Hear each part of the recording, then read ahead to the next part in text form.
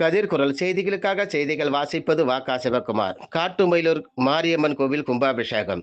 கடலூர் மாவட்டம் வேப்பூர் அருகில் உள்ள காட்டுமயிலூர் கிராமத்தில் எழுந்தருள்மிக்க ஸ்ரீ மகமாரியம்மன் கோவில் மகா கும்பாபிஷேகம் கோலாகலமாக நடைபெற்றது. விழாவையொட்டி ஞாயிற்றுக்கிழமை மக்கள் இசையுடன் நிகழ்ச்சிகள் தொடங்கின. தொடர்ந்து வாஸ்து பூஜை, கணபதி வழிபாடு, முதல் பாலயாக பூஜை, திராவிய பூஜை, விஜயதசமி ஜி மற்றும் தீய தீபாரதனை நடைபெற்றது. திங்கட்கிழமை 2ஆம் கால பூஜை, நாடி தசன சந்தானம், வாஸ்தான பூஜை, பூர்ண ஜெயந்தி மற்றும் தீபாரதனை நடைபெற்றது. ஏராளமான பக்தர்கள் கலந்து கொண்டு சிறப்பாற்றினார்கள்.